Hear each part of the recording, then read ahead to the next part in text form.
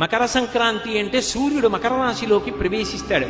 కాలము రెండుగా ఉంటుంది, దక్షిణాయనము ఉత్తరాయణము. దక్షిణాయనంలో దేవతలందరూ నిద్రపోతారు, ఉత్తరాయణంలో నిద్రలేస్తారు. దేవతలు నిద్రలేస్తారంటే బ్రాహ్మీ ముహూర్తమునందు లేస్తారు, తెల్లవారుజామున 3 గంటల వేళ. దేవతలకి తెల్లవారుజాము వేళ అంటే అది పరమ పవిత్రమైనటువంటి కాలం. అందుకే ఉపనయనాలు, వివాహాలు, దేవతా ప్రతిష్టలు ఇవన్నీ ఉత్తరాయణ పుణ్యకాలంలో జరుగుతాయి.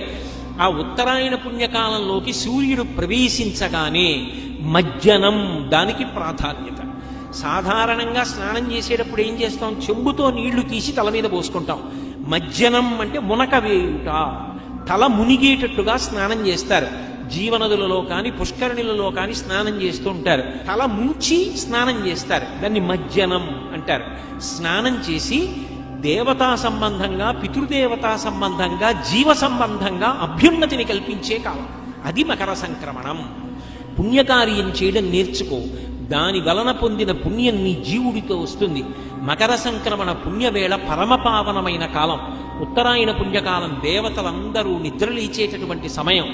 ఆ సమయంలో నువ్వు చదివే ఒక స్తోత్రం, నీ ప్రదక్షిణం, నీ నమస్కారం, నీ భగవన్నామోచ్చారణం నిన్ను కాపాడతాయి.